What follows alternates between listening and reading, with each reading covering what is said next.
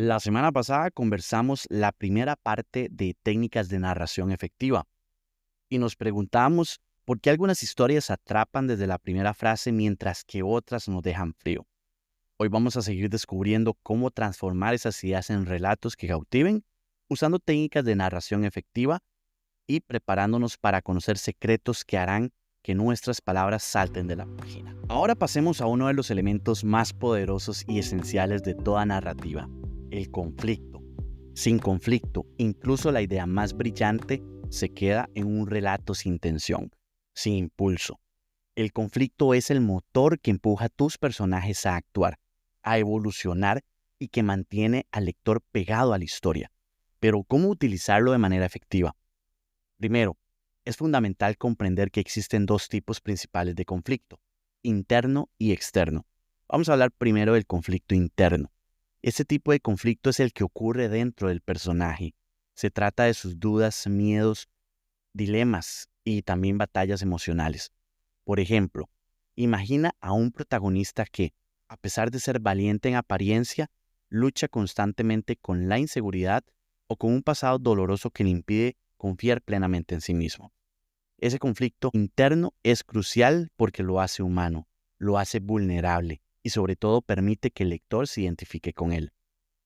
Piensa en momentos en los que tu personaje se enfrenta a decisiones difíciles, donde cada opción le muestra un reflejo de sus debilidades y fortalezas. Un ejercicio que recomiendo es: escribe un breve monólogo interno donde tu personaje se enfrente a una de sus dudas más profundas. Déjalo expresar todo lo que siente, sin censura. Eso no solo va a enriquecer a tu personaje, sino que también lo va a ayudar a entender mejor su psicología. Por otro lado, tenemos el conflicto externo. Este conflicto proviene de fuerzas fuera del personaje. Puede ser un antagonista, una situación adversa o incluso el entorno en el que se mueve. Imagina a un protagonista que se enfrenta a una sociedad opresiva o a un enemigo implacable. El conflicto externo crea la tensión visible, la lucha que se puede ver y sentir. Por ejemplo, en una historia de misterio, el protagonista podría estar tratando de resolver un crimen mientras se enfrenta a sospechas y obstáculos que impiden el avance de la investigación. Este tipo de conflicto no solo impulsa la acción, sino que también suele ser el catalizador para que el personaje tome decisiones y se transforme. Hay un equilibrio entre el conflicto externo y el interno. Lo ideal es que los dos se entrelacen. Un personaje que lidia con sus propios demonios internos, mientras también enfrenta desafíos externos, genera una doble tensión que mantiene al lector enganchado. Imagina un héroe que debe superar su miedo a la oscuridad, que es su conflicto interno, mientras lucha contra una amenaza que se oculta en la noche, conflicto externo. Esa dualidad no solo añade capas a la historia, sino que refuerza el arco narrativo del personaje. ¿Cuáles son algunas de las estrategias prácticas para utilizar el conflicto? Pues primero, planifica y escalona el conflicto. No pongas todo en la primera parte de la historia. Distribúyelo a lo largo de la narrativa. Inicia con pequeños obstáculos que se vayan intensificando y, a medida que la historia progresa, aumenta la dificultad.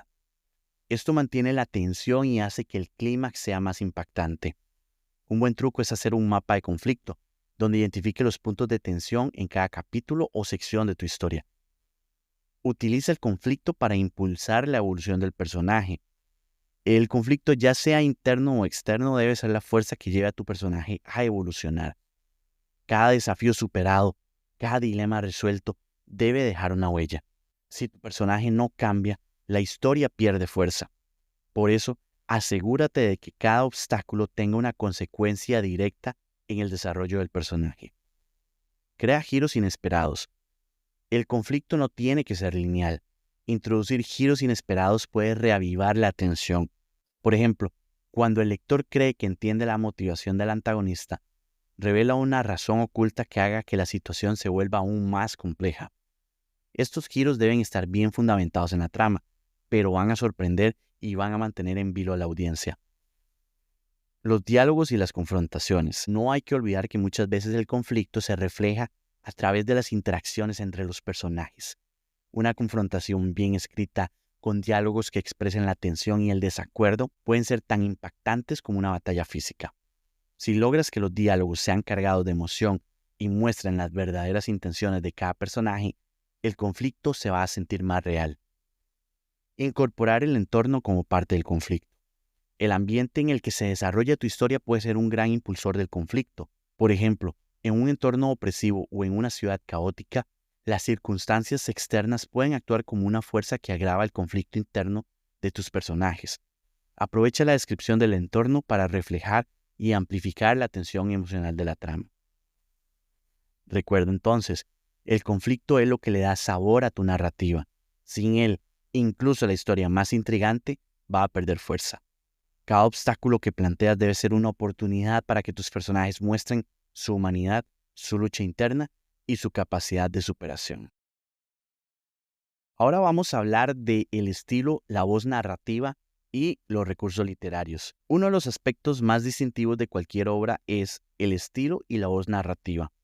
Estos elementos son como tu huella digital en la escritura, lo que hace que tu historia sea única y personal. No se trata solo de contar lo que sucede, sino de cómo lo cuentas, de esa manera especial que te diferencia a los demás escritores. Primero hablemos del estilo. Tu estilo es el modo en el que usas las palabras, la estructura de tus frases, el ritmo y la cadencia con la que se desarrolla la narración. Es lo que permite que un lector reconozca tu trabajo incluso sin ver tu nombre. ¿Alguna vez has notado cómo algunas frases te hacen suspirar o te transportan a otro mundo? Eso es el estilo en acción. Cuando comencé a escribir, experimenté con distintos estilos. Recuerdo que intenté escribir de manera muy descriptiva, llenando cada párrafo de detalles, pero descubrí que a veces menos es más. La clave es encontrar ese equilibrio, ser claro pero evocador, directo pero con matices. Por ejemplo, en Águila Ciega me esforcé porque cada descripción no solo pintara un cuadro, sino también que transmitiera la emoción de la escena. Pasemos ahora a la voz narrativa. Tu voz es la forma en la que te comunicas con el lector. Es la personalidad que impregna cada palabra. Puedes optar por una voz íntima, en primera persona, que haga sentir al lector que está conversando contigo. O tal vez una voz más distante en tercera persona, que ofrece una visión panorámica de los hechos. Lo importante es que la voz que elijas se sienta auténtica y consistente a lo largo de la obra. Una técnica que me ayudó a definir mi voz fue grabarme leyendo fragmentos de lo que había escrito. Al escucharlo me di cuenta de si mi voz sonaba natural y si transmitía la emoción que yo deseaba. A veces pequeños ajustes en la elección de palabras o el ritmo pueden hacer una gran diferencia. Te invito a que pruebes este ejercicio. Elige un párrafo de tu manuscrito. Grábate leyéndolo en voz alta y escúchate. Pregúntate, ¿se siente auténtico? ¿Resuena contigo? Esa es la voz que tus lectores deben sentir. Ahora pasemos a los recursos literarios. Esas son las herramientas que enriquecen tu narrativa y le añaden profundidad. Por ejemplo, el uso de metáforas y simbolismos permite que transformes una imagen simple en algo lleno de significado. Piensa en una metáfora. La noche era un manto de silencio, por ejemplo. Esa imagen evoca sensaciones y emociones que van más allá de la descripción meramente literal. Otro recurso poderoso son los flashbacks. Son los que te permiten revelar el pasado de un personaje en momentos clave, explicando sus motivaciones y añadiendo capas a la trama. Sin embargo, es crucial usarlos con moderación para que no interrumpan el flujo de la historia. Un buen flashback se integra de manera orgánica y aporta información valiosa sin distraer al lector. También quiero mencionar el uso de simbolismos. Un objeto, un color o incluso una acción pueden tener un significado recurrente en tu historia. Por ejemplo, podrías usar siempre la imagen de un cuaderno viejo para representar la memoria o la conexión con el pasado. Cada vez que el lector vea ese cuaderno recordará esa emoción o ese tema que quieres enfatizar. No olvides que la clave es la coherencia. Tu estilo, tu voz y el uso de recursos literarios debe estar alineado con el tono y el mensaje de tu historia. Si decides usar un lenguaje muy formal y poético, asegúrate de mantener ese tono a lo largo de todo el relato. La consistencia crea una experiencia más inmersiva para el lector. Un consejo final sobre esta sección: experimentar sin miedo. No tengas miedo de probar diferentes enfoques, de reescribir y de pulir tu estilo. La escritura es un proceso y cada borrador te acerca a esa voz única que solo tú puedes tener. Cuanto más practiques, más natural se volverá ese proceso y tus recursos literarios se convertirán en extensiones de tu visión. En resumen, recuerda que tu estilo es como usar las palabras para crear una atmósfera única.